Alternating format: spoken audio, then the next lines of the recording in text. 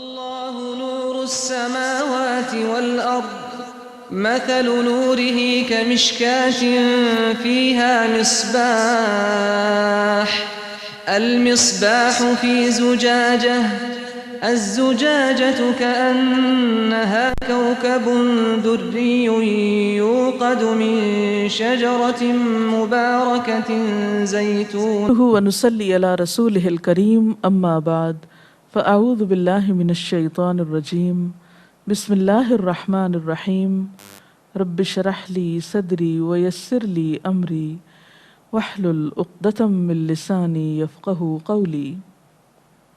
قرآن پاک میں اللہ سبحانہ وتعالیٰ کا ارشاد ہے وَلَا يَغْتَبْ بَعْدُكُمْ بَعْدًا أَيُحِبُّ أَحَدُكُمْ أَن يَأْكُلَ لَحْمَ أَخِيهِ مَيْتًا فَكَرِهْتُمُوهُ وَاتَّقُوا اللَّهَ إِنَّ اللَّهَ تَوَّابٌ رَحِيمٌ۔ اور نہ کوئی کسی کی غیبت کرے، کیا تم میں سے کوئی اس بات کو پسند کرے گا کہ اپنے مرے ہوئے بھائی کا گوشت کھائے؟ اس سے تو تم ضرور نفرت کرو گے، تو غیبت نہ کرو اور خدا کا ڈر رکھو، بے شک اللہ توبہ قبول کرنے والا مہربان ہے۔ اس آیت مبارکہ میں غیبت کی ممانعت بیان کی گئی ہے۔ غیبت کیا چیز ہے؟ آپ صلی اللہ علیہ وسلم نے غیبت کی تعریف میں فرمایا ذکرک اخاک بما یکرہ، تمہارا اپنے بھائی کا ایسے الفاظ میں ذکر کرنا جسے وہ ناپسند کرے، یعنی ایسے الفاظ میں اس کو یاد کرنا، اس کی بات کرنا، اس کا ذکر کرنا جسے اگر وہ خود سنے تو اس کو اچھا نہ لگے، اس کو پسند نہ آئے، یہ ہے غیبت۔ حقیقت میں غیبت ایک بہت ہی ناپسندیدہ کام ہے، شرعی اعتبار سے، اخلاقی اعتبار سے، اور انسانوں کے باہمی تعلقات کو خراب کرنے والی چیز ہے۔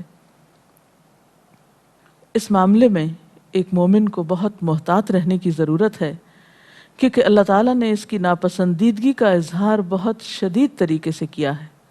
أَيُحِبُّ أَحَدُكُمْ أَن يَأْكُلَ لَحْمَ أَخِيهِ مَيْتًا، کیا تم میں سے کوئی یہ پسند کرے گا کہ اپنے مردہ بھائی کا گوشت کھائے؟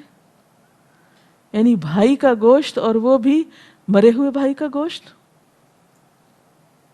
گویا غیبت کرنے کو مردہ بھائی کے گوشت کھانے سے تشبیہ دی گئی۔ ذرا تصور میں لائیے کہ یہ کتنا مکروہ اور ناپسندیدہ فعل ہو سکتا ہے کہ کوئی شخص کسی انسان کی بوٹیاں نوچ نوچ کے کھا رہا ہو اور وہ اپنا دفاع بھی نہ کر سکے، وہ مرا ہوا ہو۔ یہ کس قدر غیر انسانی فعل ہو سکتا ہے، یعنی اس کے تو تصور سے بھی گھن آتی ہے۔ لیکن اس ناپسندیدگی کے باوجود ہم دیکھتے ہیں کہ ہمارے معاشرے میں یہ چیز بہت عام ہے۔ زبان کا استعمال کرتے وقت ہم بالکل بھی احتیاط نہیں برتتے، جو دل میں آتا ہے، جیسے جی چاہتا ہے، جیسے اپنے دل کو اچھا لگتا ہے، ویسے ہی گفتگو کرتے رہتے ہیں۔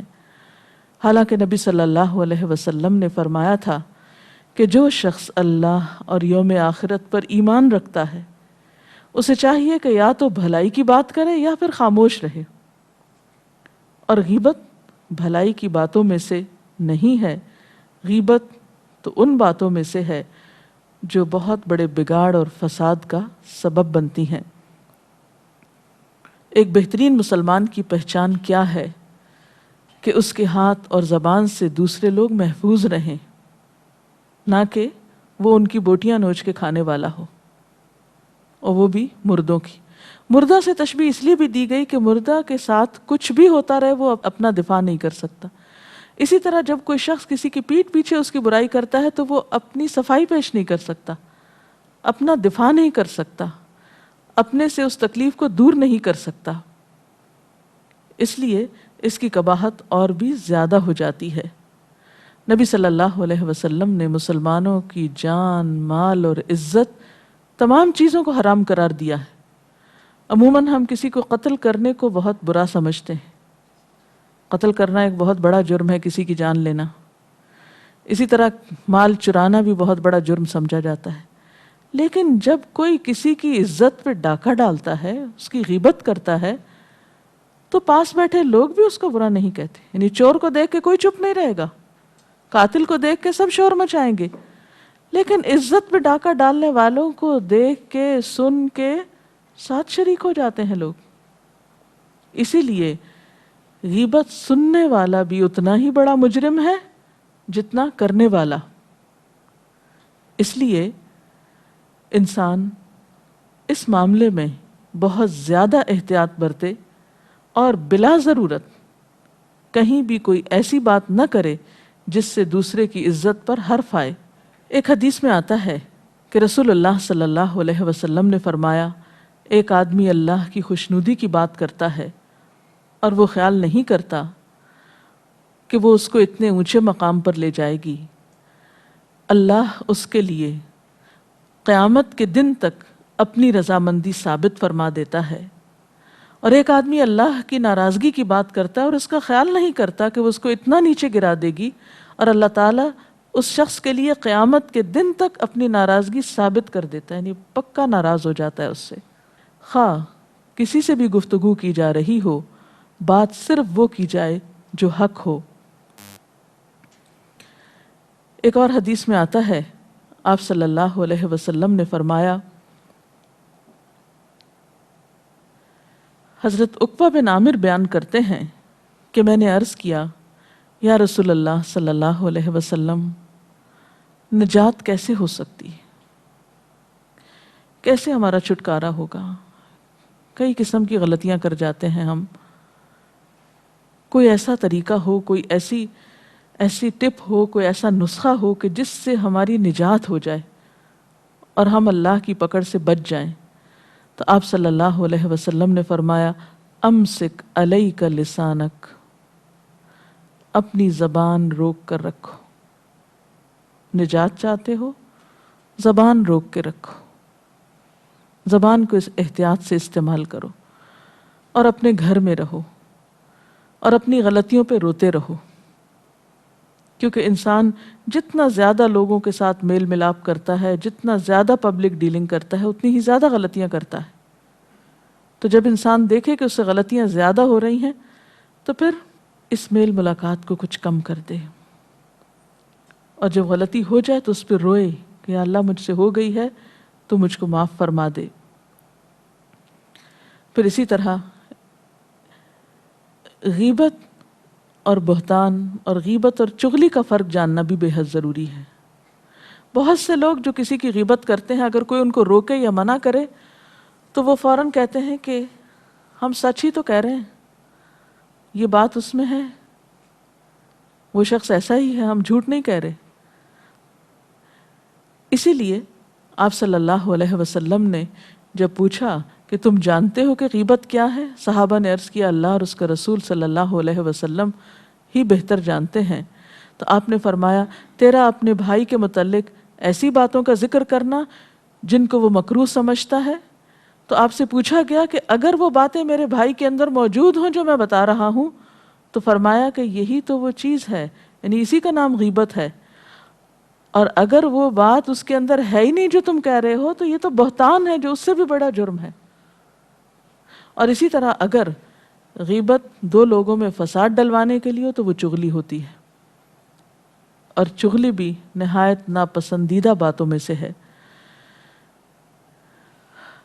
نبی صلی اللہ علیہ وسلم نے حجۃ الوداع میں نحر کے دن یعنی قربانی کے دن منا میں خطبہ دیتے ہوئے فرمایا کہ بے شک تمہارے خون، تمہارے مال، تمہاری عزتیں تم پر حرام ہیں، جیسا کہ تمہارا یہ دن حرمت والا ہے، تمہارا یہ مہینہ حرمت والا ہے، تمہارا یہ شہر حرمت والا ہے، خبردار رہو، میں نے حق پہنچا دیا، بات پہنچا دی۔ یعنی جب ہم حج پہ جاتے ہیں تو ایک ایک چیز کا بہت ادب اور احترام کرتے ہیں۔ تو ایک اور روایت میں آپ صلی اللہ علیہ وسلم نے ایک مومن کی حرمت اور عزت کو ان تمام چیزوں سے زیادہ محترم قرار دیا۔ اسی طرح بعض اوقات ہم اس چیز کی حرمت کو یا اس چیز کی برائی کو برا نہیں جانتے اگر کوئی ہمارے سامنے کر رہا ہو، جبکہ اللہ سبحانہ وتعالیٰ نے قرآن پاک میں ہمیں حکم دیا ہے کہ وَإِذَا سَمِعُوا اللَّغْوَ عَارَضُوا عَنْهُ۔ اہل ایمان کا شیوا کیا ہوتا ہے کہ جب کوئی لغو، بیہودہ، بیکار قسم کی بات سنتے ہیں تو اس میں دلچسپی کا اظہار نہیں کرتے بلکہ اس سے اعراض برتتے ہیں، اس سے بے رخی برتتے ہیں۔ ایک اور جگہ پر آتا ہے کامیاب ہونے والے مومنوں کی صفت کے طور پر والذین هم عن اللغو معرضون، کہ وہ لوگ لغو سے، بیکار باتوں سے اعراض برتنے والے ہوتے ہیں۔ ایک شخص جس کے دل میں ایمان ہو، سچائی ہو، حق کی محبت ہو، پھر یہ نہیں ہو سکتا کہ اس کا ٹیسٹ یا اس کا ذوق اتنا بگڑا ہوا ہو کہ وہ صرف دلچسپی لے تو لوگوں کی برائیوں میں۔ اور ویسے بھی تقوی نام ہے اس بات کا کہ انسان اپنے صلاحیتوں اور اپنے احساسات کے بارے میں بہت کانشیس رہے، کیونکہ ان السمع والبصر والفؤاد کل اولئک کان عنہ مسئولا۔ انسان کی سماعت، بصارت، دل، ان سب چیزوں کے بارے میں انسان سے سوال کیا جانے والا ہے۔ لیکن بات یہ ہے کہ ہم بارہا بھول جاتے ہیں۔ جب ہم یہ باتیں سنتے ہیں ہمیں یاد ہوتا ہے کہ ایسا نہیں کرنا، پھر کچھ دن کے بعد پھر بھول جاتے ہیں، پھر کرنا شروع کر دیتے ہیں۔ تو انسان کو بار بار یاد دہانی کی بھی ضرورت ہوتی ہے۔ اسی لیے ایسی مجلسوں میں حاضر ہونا جہاں بار بار انسان کو ان چیزوں کی یاد دہانی کرائی جائے، یہ بے حد ضروری ہوتا ہے، کیونکہ شیطان کا کام کیا ہے کہ انسان کو نیکی کے کام بھلائے رکھے اور غلطیوں میں مبتلا کیے رکھے۔ تو اللہ تعالیٰ فرماتے ہیں وَإِمَّا يُنْسِيَنَّكَ الشَّيْطَانُ فَلَا تَقْعُدْ بَعْدَ الذِّكْرَى مَعَ الْقَوْمِ الظَّالِمِينَ، کیونکہ غیبت تنہا تو نہیں ہو سکتی، اس لیے کیا فرمایا کہ اگر شیطان تم کو بھلاوے میں ڈال دے، تم پھر وہی غلطی کرنے لگ جاؤ، تو جو ہی یاد آئے کہ یہ تو غلط ہو رہا ہے تو پھر ایسے ظالم لوگوں کے ساتھ مت بیٹھو۔ یعنی انسان ایسی کمپنی کو ترک کر دے، ایسے لوگوں کو چھوڑ دے جو اس قسم کی باتوں میں دلچسپی رکھنے والے ہوں۔ آپ صلی اللہ علیہ وسلم نے فرمایا جو شخص اپنے بھائی کی عزت سے دور رہا، اللہ اس کے چہرے کو دوزخ کی آگ سے قیامت کے دن دور کر دے گا۔ یعنی جو شخص دوسروں کی عزت کی حفاظت کرتا ہے اور بچتا ہے اس بات سے کہ وہ دوسروں کی عزت لوٹے یا دوسروں کی عزت کو خراب کرے، تو اللہ تعالیٰ اس کو جہنم کی آگ سے محفوظ رکھیں گے۔ اس لیے ہمیں کوشش کرنی چاہیے کہ ایسی تمام چیزوں سے پرہیز کریں جس سے دوسرے مومنوں کی عزت پر حرف آتا ہو۔ اللہ تعالیٰ ہمیں اس کی توفیق دے۔ اگر کوئی سوال ہو آپ کے ذہن میں اس سلسلے میں تو آپ کر سکتے ہیں۔ غیبت کرنے والے اور سننے والے کو برابر کیوں کہا گیا ہے؟ اس لیے کہ دونوں ایک ہی کام کر رہے ہیں۔ کوئی شخص غیبت کر نہیں سکتا جب تک کہ دوسرا سنے نہیں، تو گویا جو سنتا ہے وہ کرنے والے کو انکریج کرتا ہے اور اس کا ساتھ دیتا ہے، تو ظالم کا ساتھ دینے والا بھی ظالم ہی شمار ہوتا ہے۔ جی بعض دفعہ ایسا ہوتا ہے کہ ہمارے سامنے کوئی غیبت کر رہا ہوتا ہے تو کوئی چھوٹا ہوتا ہے تو اس کو تو ہم منع کر دیتے ہیں، لیکن جب بڑے لوگ جو رشتے میں ہم سے بڑے ہوتے ہیں وہ کر رہے ہوتے ہیں تو اگر ہم انہیں منع بھی کرنا چاہیں تو وہ برا مان جاتے ہیں، مطلب کہ چھوٹے ہو کے ہم پر اعتراض کر رہے ہیں، تو پھر اس صورت میں کیا کرنا چاہیے؟ جی ہاں، ایسا ہے کہ بعض خرابیوں کو آپ جب وہ ہو رہی ہو تو نہیں روک سکتے، اس وقت اس پہ بند باندھنا بہت مشکل ہوتا ہے، خصوصاً جس سچویشن کا آپ نے ذکر کیا۔ تو اس کے لیے ضروری ہے کہ انسان ایسے لوگوں کی ساتھ ساتھ اصلاح کے لیے کوشش کرتا رہے، کسی اور موقع پر انہیں اس برائی کی طرف متوجہ کرے۔ یعنی ہم عام طور پر برائی کے بارے میں غفلت کا شکار رہتے ہیں، اور جب کوئی کرنے لگتا ہے اس وقت ہمیں خیال آتا ہے اوہ یہ تو نہیں ہونی چاہیے تھی۔ اب اس وقت بعض اوقات روکنے کی کوشش کرتے وہ رک نہیں پاتی، تو ایسی صورت میں آپ عام حالات میں اس کی اصلاح کی فکر کریں۔ یہ ایسے ہی ہے کہ جیسے اگر ہماری چھت میں کچھ سوراخ ہیں اور ہم ان کی اصلاح نہیں کرتے تو بارش کے آنے کے بعد یا بارش جب پڑ رہی ہو تو آپ ان کے اوپر بند نہیں باندھ سکیں گے، کیونکہ اس وقت تو بارش ساتھ ساتھ اس مٹی کو بہاتی جائے گی جس سے آپ اصلاح کی کوشش کریں گے. ہاں یہ ہو سکتا ہے کہ جب بارش تھم جائے تو بعد میں آپ غافل نہ ہوں، ان سوراخوں کو بند کرنے کے لیے فکر مند ہوں اور واقعی کر ڈالیں. تو جن لوگوں کے ساتھ آپ کا اٹھنا بیٹھنا ہے، دن رات گزرتے ہیں، اور جو آپ سے عموماً غیبت کرتے ہیں، ان کی اصلاح کی فکر کریں اور مختلف مواقع پر ان کو اس طرف متوجہ کریں، اس کی قباحت اور برائی کو بتائیں. جی. غیبت کرنے والوں کا انجام کیا ہوگا؟ غیبت کرنے کا سب سے بڑا نقصان تو یہ ہے کہ غیبت کرنے والے کی نیکیاں اس کو دے دی جاتی ہیں جس کی وہ غیبت کرتا ہے. کتنا بڑا نقصان ہے نا. آپ جس کو برا بھلا کہہ رہے ہیں اپنی قیمتی نیکیاں اسی کو دے رہے ہیں. اسی طرح ایک روایت سے پتہ چلتا ہے کہ آپ صلی اللہ علیہ وسلم کا ایک مرتبہ گزر ایسی قبروں کے پاس سے ہوا جن میں دفن شدہ لوگوں کو عذاب ہو رہا تھا. تو آپ نے فرمایا کہ ان میں سے ایک کو تو چغل خوری کی وجہ سے عذاب ہو رہا ہے کہ وہ لوگوں کے بیچ میں پھوٹ ڈلوانے کے لیے ان کے پیٹھ پیچھے ان کی برائیاں کرتا تھا. بعض اوقات ایسے ہوتا ہے نا کہ جب تک ہمیں کسی چیز کا نقصان پتہ نہ لگے وہ چیز چھوڑنی مشکل ہو جاتی. تو کچھ ایسے نقصانات بتا دیں تاکہ یہ برائی چھوڑنی ہمارے لیے آسان ہو جائے. سب سے بڑا نقصان تو یہ جو میں نے ابھی عرض کیا کہ انسان اپنے اعمال سے ہاتھ دھو بیٹھتا ہے. پھر یہ ہے کہ انسان کے اندر ایک خوف جنم لیتا ہے کہ جس کی میں نے برائی کی اگر اس کو پتہ چل گیا تو کیا ہوگا. پھر اگر پتہ چل جاتا ہے تو تعلقات میں خرابی پیدا ہوتی ہے. پھر اسی طرح انسان اللہ تعالیٰ کی رحمت سے دور ہو جاتا ہے اور آخرت میں بندوں کے حقوق اس وقت تک معاف نہیں کیے جائیں گے جب تک کہ بندے معاف نہ کریں. ایک موقع پر آپ صلی اللہ علیہ وسلم نے فرمایا کیا تم جانتے ہو کہ سب سے زیادہ مفلس کون ہے؟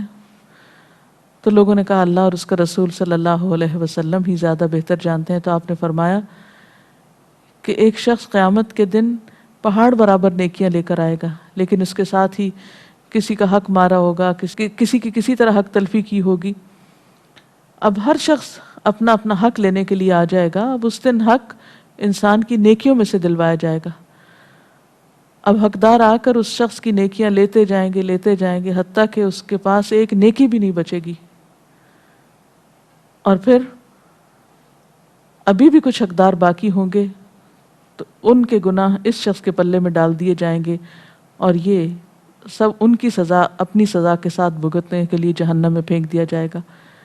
تو یہ کتنا بڑا سبق ہے اس بات میں کہ انسان دنیا میں دوسروں کا برا کرے اور آخرت میں ان کے گناہ بھی اپنے سر پہ لے اور ایک وبال سے دوچار ہو.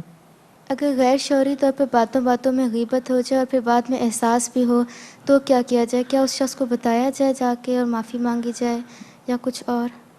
اس میں یہ ہے کہ انسان نمبر ایک تو اللہ تعالیٰ سے گڑ گڑا کے معافی مانگے. دوسرے یہ ہے کہ اس شخص کے حق میں دعا کرے. تیسرے یہ کہ اگر مزید فساد کے پھیلنے کا اندیشہ نہ ہو تو اس کو بتا دے. ورنہ عام طور پہ کیا ہوتا ہے کہ اگر آپ کسی کو یہ جا کے بتائیں کہ میں نے فلاں سے تمہاری غیبت کی ہے تو اس سے بسا اوقات تعلقات میں اور بگاڑ پیدا ہونے کا اندیشہ ہوتا ہے. تو ایسی صورت میں جنرلی معافی مانگ دے کہ مجھ سے اگر تمہارے حق میں کوئی کمی بیشی ہو گئی ہو تو تم مجھ کو معاف کر دو. تو انشاءاللہ تعالیٰ اس سے بھی بہتری ہوگی اور آئندہ کے لیے پھر اس سے بچے. غیبت کرنے میں کیا نفسیات ہوتی ہیں؟ بعض اوقات تو انسان تکبر کا شکار ہوتا ہے. وہ صرف اپنی بڑائی چاہتا ہے، کسی اور کی بڑائی اس کو پسند نہیں آتی تو اس کو لیٹ ڈاؤن کرنے کے لیے، ذلیل کرنے کے لیے، لوگوں کی نگاہوں میں گرانے کے لیے وہ اس کو برا بھلا کہنا شروع کر دیتا ہے. بعض اوقات اور اسباب بھی ہوتے ہیں. کیا کوئی ایسا موقع ہو سکتا ہے جہاں غیبت کرنے کی اجازت ہو؟ جی ہاں، ہر چیز میں استثنائی صورتیں موجود ہوتی ہیں، ایکسیپشنل صورت ہوتی ہے. مثلا قرآن پاک میں آتا ہے لا يحب اللہ الجہر بالسوء من القول الا من ظلم. اللہ تعالیٰ پسند نہیں کرتا برائی کو کھلے لفظوں میں بیان کرنے کو مگر یہ کہ جس پہ ظلم ہو. اب مظلوم شخص جو ہے اس کو حق ہے کہ وہ اپنے ظلم کی داستان کسی کو سنائے.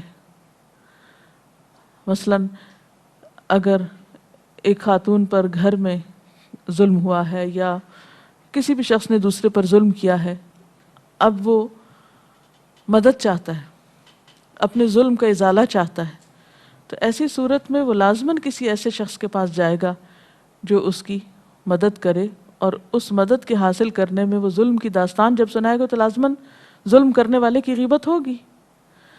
اسی طرح بعض لوگ جو لوگوں اہل ایمان کے اجتماعی معاملات کے ذمہ دار ہوتے ہیں، ان کے اندر اگر کچھ ایسی غلطیاں ہیں یا ایسی خرابیاں ہیں کہ جن کی اصلاح ضروری ہے اور ایک شخص خود اصلاح کرنے پر قادر نہیں، تو وہ کسی ایسے شخص کو اس طرف متوجہ کرے کہ جس سے وہ اصلاح کر سکے اور اس شخص کی بھلائی مطلوب ہو، اس میں کسی قسم کا انتقام لینا یا کوئی بری نیت شامل نہ ہو، تو اس صورت میں بھی کسی حد تک رخصت ہو سکتی ہے۔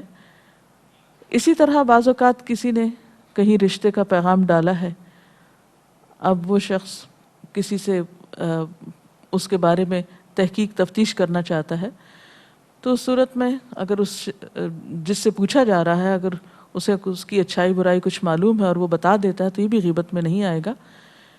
ان چیزوں کی مثالیں ہمیں سنت میں بھی ملتی ہیں، لیکن عام حالات میں بیکار کی گفتگو بلا وجہ بلا مقصد، کبھی ایک کو برا بھلا کہنا کبھی دوسرے کو، اس کی کوئی اجازت یا گنجائش نہیں ہے۔ ڈاکٹر صاحبہ، میں یہ پوچھنا چاہتی ہوں کہ بعض فیملیز اکٹھی ہوتی ہیں کسی بھی تہوار میں، کسی بھی اس پہ، تو بیٹھ کے ڈسکس کرتے ہیں آپس میں، فیملی والوں کو کرتے ہیں، اوروں کو کرتے ہیں، تو جب ان سے کہا جائے کہ نہیں بات کریں، یہ تو اس طرح غیبت ہو گئی، تو وہ کہتے ہیں کیا ہم بات نہ کریں، تو جسٹ بات کر رہے ہیں۔ بات ضرور کریں لیکن اچھی بات کریں۔ کیا ہم اکٹھے ہو کر کسی کی عزت لوٹ کر ہی بیٹھ کے خوش ہوتے ہیں؟ آخر ہمارا ایسا ہی ٹیسٹ کیوں بن گیا؟ مفید قسم کی گفتگو ہو سکتی ہے جو ہم کر سکتے ہیں۔ تو بات یہ ہے کہ ہم سب کو اپنے مزاج، اپنے اخلاق کو اللہ اور اس کے رسول صلی اللہ علیہ وسلم کی مرضی کے مطابق اور تعلیمات کے مطابق ڈھالنے کی ضرورت ہے، اور اسی میں ہماری نجات اور فلاح ہے۔ آخر میں ایک دو حدیثیں اور سنانا چاہوں گی۔ نبی صلی اللہ علیہ وسلم نے فرمایا، لا يدخل الجنت نمام، جنت میں چغل خور داخل نہیں ہوگا، کیونکہ اگر اس کو جنت میں داخل کر دیا جائے تو وہ تو اہل جنت کے درمیان بھی شاید پھوٹ ڈلوا دے اور وہاں کا ماحول بھی بگاڑ دے، اس لیے اس کو باہر ہی رکھا جائے گا۔ ایک اور جگہ پر آتا ہے لا يدخل الجنت قطات، اس کا مفہوم بھی کچھ یوں ہی ہے کہ چغل خور جنت میں داخل نہیں ہوگا۔ آپ صلی اللہ علیہ وسلم نے یہ بھی فرمایا کہ مجھے میرے صحابہ کے بارے میں کچھ نہ پہنچایا جائے، اس لیے کہ میں اس بات کو پسند کرتا ہوں کہ جب میں تمہارے پاس آؤں تو میرا سینہ صاف ہو، یعنی میں ہر ایک کے بارے میں اچھا گمان رکھتا ہوں۔ اللہ تعالیٰ سے دعا ہے کہ وہ ہمیں بہترین سنت کے مطابق زندگی بسر کرنے کی توفیق عطا فرمائے۔ وآخر دعوانا ان الحمد للہ رب العالمین۔ سبحانک اللہم و بحمدک، نشہد ان لا الہ الا انت، نستغفرک و نتوب الیک۔ والسلام علیکم ورحمۃ اللہ وبرکاتہ۔ اللہ اکبر، اللہ اکبر، لا الہ الا اللہ، واللہ اکبر، اللہ اکبر وللہ الحمد۔